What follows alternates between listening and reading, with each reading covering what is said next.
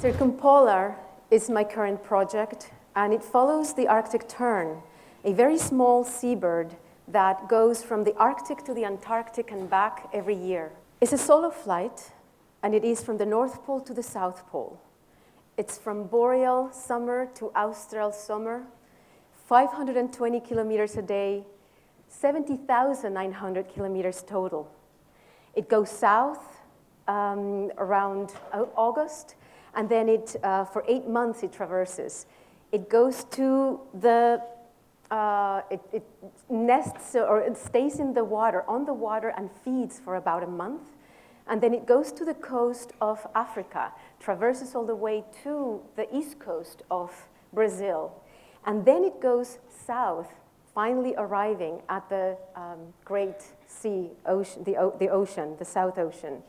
This is a little creature.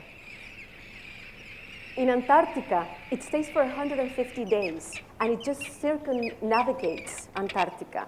And then it goes up again for about 40 days, crosses the equator, and then it goes, chases the trade winds, and then gets in June to breed again in the Arctic. It stays there maybe for about, I think, 80 days, and then goes back again to the south, and does that every year and every year. What's interesting, that is the trajectory of this beautiful tiny little bird. This bird that it is only 4 ounces and about this size. And that's exactly what I will do. Not only that trajectory is of the bird, but it is my planned itinerary for the next 3 years. Together with with writer Adam Ewens, who is my husband, we will just go all over the world, chasing this beautiful bird that it is the bird that sees the most sunlight of every creature in the world. Just for that reason, it is worth chasing that beautiful bird. So inevitably, as we're going there, we're going to have to make relationships with scientists. We already are forming some. We're going to be in Nyalesund, in Svalbard. We're going to be in Greenland, in Barbados with the Planck Institute, and of course Antarctica. So this is going to take a while. We've already gone to some of these places, Iceland, Svalbard, in the archipelago of, in the north, very close to the North Pole. And in the next month, we'll be going to Finland for 2 months. My going through this world, of these fields, it is that I take journey as a medium in itself. Every time that I find myself in these spaces, I'm able to understand much more what is my relationship to nature. I look for, we carry 16 millimeter film, we carry all kinds of cameras. So it's one of those things that we pretty much go solo. And the Circumpolar is going to be this encounter with the forces that govern the world, our planet.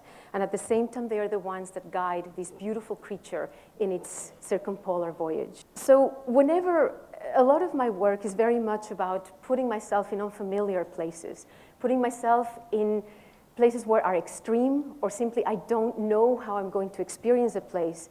For example, here I am in the tundra. This is the beautiful Arctic tundra where all I see around me is horizon, nothing else, 360 horizon. And it puts me in a place where I am pretty much in this formless infinity. This photographic series is called Weatherscapes. And Weatherscapes focuses very much on, especially this image, on void and light. How is it that in space we can create this kind of almost like this formless infinity that we can experience? These were all shot in Iceland. They are pretty much shot in the summer, maybe around 4 in the morning, which is usually when fog comes out. So what's interesting about a place where even time is very different, you just have no sense of when you need to be up, when you need to be sleeping. You basically end up just chasing that which is going to make your work, access your work.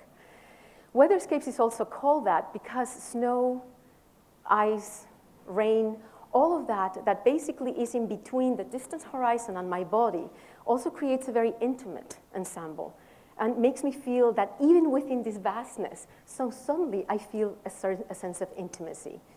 This is in Jökulsárlón in Iceland, And it is the time where I basically fell in love with ice. I had never, I mean, I'm from Mexico City. We really have no ice there. so every time in Mexico, I am in the jungle. I'm traversing all these things. So this is very unusual. So I'm fascinated with ice. I participated in the Arctic Circle residency this last October. And it basically is a residency that goes in a sailboat, an ice-class sailboat, that goes all in the coast of the archipelago of Svalbard in the north, west and north. And we basically stop, 20 artists that we collaborate in creating just interesting work inspired by this, by ice. Listen to this. This is a million-year glacier ice crackling and melting. And obviously it's something that when I was there, I realized that most likely this phenomenon will not be for long. It's constantly changing, of course, but maybe, we all know that the ice cap is 50% of what it used to be. So it's something that I felt that I needed to be able to document. 2007, mini submarine goes underneath the ice cap, and it's carrying a Russian parliament member. They take out a mechanical arm right underneath the North Pole in the air, in the ground, and plant a Russian flag. That is my response to that action. Of course, the entire world was like laughing at them. It's just like, you're not anymore in the colonial times. That's still, they are very much happy and around. But this was something that I felt that there was something important about the idea of the futility of conquering in our time. So here I go. Definitely futile.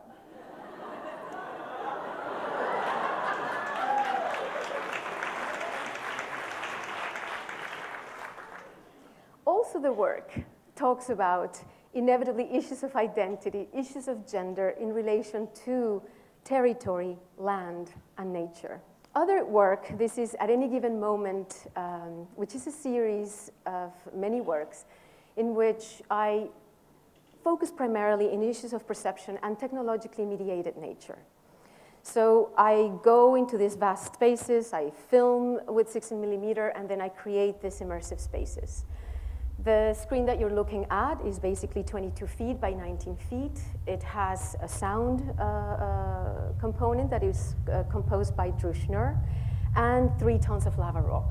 So I create this synthetic space, this place in which I'm bringing the power and the force of nature that I'm experiencing and putting it in front of you. The largest waterfall of all Europe is Dettifoss in Iceland. That's what I shot. Composer Karl-Heinz Stockhausen said that we are all transistors in the literal sense, that everybody thinks they are in the world, but they never realize they are the world. In a way, it's like what Sanford Quinter, a cultural theorist, says, that what Stockhausen meant is that there's nothing in the world that does not manifest itself as vibratory rhythmic phenomena. And therefore, these vibrations attack us, they modulate us, and in the end, become us. So the work is very elemental. I look at very simple elements, and whether it has, sometimes it's projected, only a video projection, sometimes it has its massive material in front, but they get exhibited in architectural scale, edge to edge, wall to wall. So in a sense, it's as if I'm creating a space, a mediated technological natural space. This is grass number 1. Also filmed in Iceland.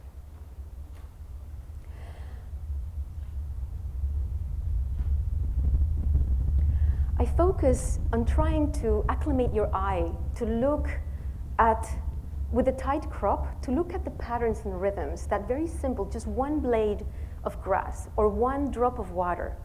What they do is that through variation in light and in speed, they create a kind of complexity in the world. I'm also interested, speaking about innovation, very much this work is about this instant. At any given moment is what the work is called. And innovation, if anything, is the only constant that we have in our world. Change is the only constant. This is another one of the installations that was just exhibited in January at the Elise Williamson Gallery. This is grass number 2. And in this case, what I had to do is basically go to the mountains of Los Angeles Crest Forest and drag, hopefully, I really wanted half the mountain in there, but 3 truckloads of burnt wood. And what it does is that not only you enter a space where you have the image around you, but you also have a sense of the smell and of the matter. So I am interested in the nature of matter, in those cross-rhythmic tensions that make natural phenomena emerge. So it's not only its form, but it is how is it that things happen? How do things get formed? How is it that nature is formed? So even when I am, filming, taking those photographs of weatherscapes, I'm also filming 12-hour long of the fog moving, because that is where you see the formation of the clouds as it gets sped up.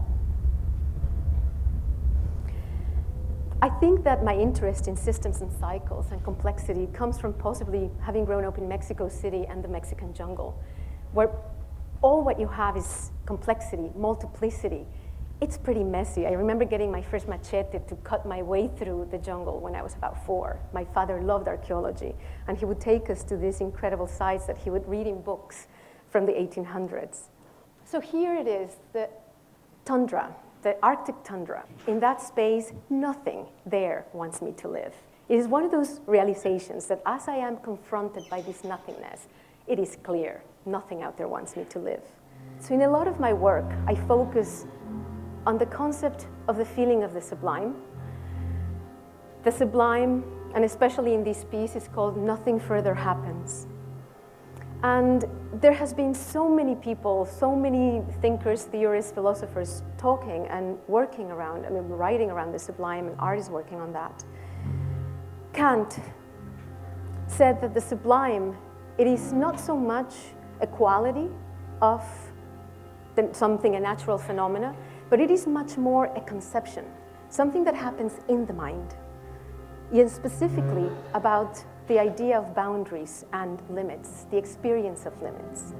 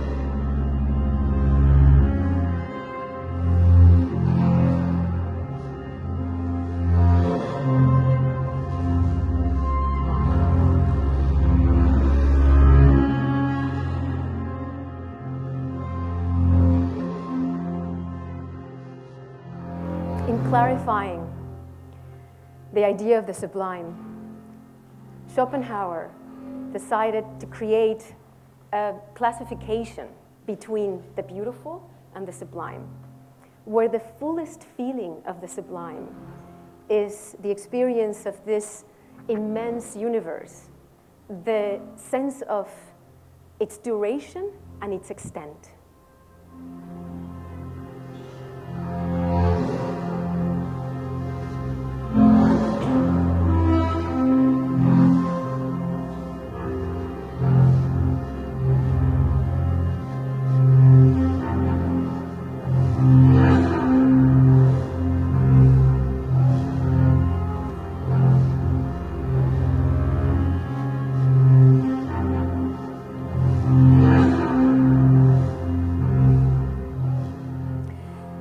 Said that the sublime is much more also the idea of the limit of our way in which we can conceive, and that the multiplicity and the instability of the postmodern world, it is manifested in our times as the sublime. And technology is coming with new ways of us thinking about the sublime.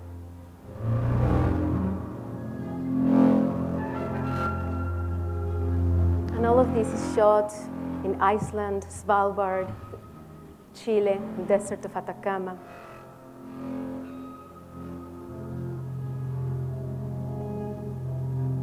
All with 16 millimeter.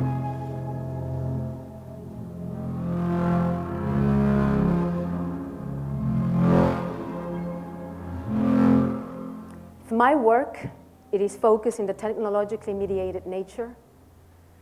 I hope that I am able to imbue the work, to present the work with the force of sensation itself.